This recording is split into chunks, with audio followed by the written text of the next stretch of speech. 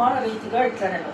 నా ఊపిరి ఇంకను నాలో పూర్ణముగా ఉండుటను బట్టి, దేవుని ఆత్మ నా నాసికా రంధ్రములలో ఉండుటను బట్టి, నా న్యాయమును పోగొట్టిన దేవుని జీవముతో నా ప్రాణమును వ్యాకులపరిచిన సర్వశక్తుని తోడు నిశ్చయముగా నా పెదవులు అబద్ధము పలుకుటలేదు, నా నాలుక మోసము ఉచ్చరించుటలేదు.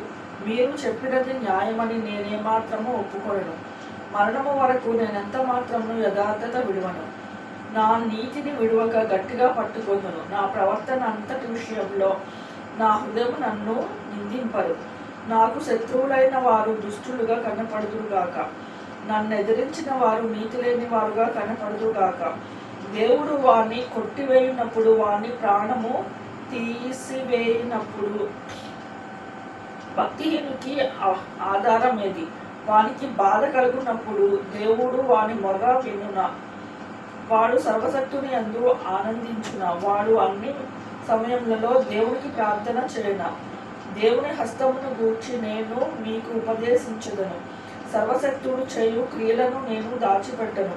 మీలో ప్రతివాడు దాన్ని చూచి ఉన్నాడు.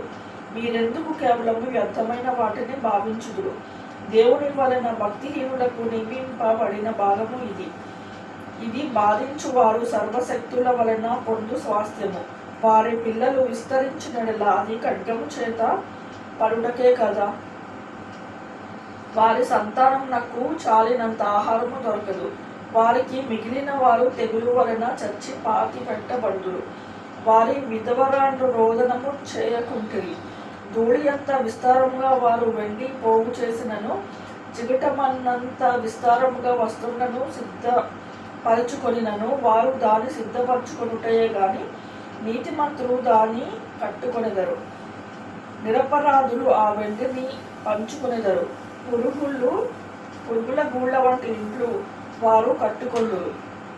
కావలివాడు కట్టుకొని గుడిసె వంటి ఇండ్లు వారు కట్టుకొందురు. వారు ధనము గలవారై పండుకొందురు, కానీ మరలా లేవరు. కన్నులు తెరవగానే లేకపోవుదురు. భయములు జల ప్రవాహము వలె వారిని తరిమి పట్టుకొనును. రాత్రి వేళ తుఫాను వారిని ఎత్తుకొని పోవును. తూర్పు గాలి వారిని కొనిపోగా వారు సమసిపోవుదురు. అది వారి స్థలముల నుండి వారిని ఊడ్చివేయును. ఏమీయూ కరుణ చూపకుండా దేవుడు వారి మీద బాణములు వేయును.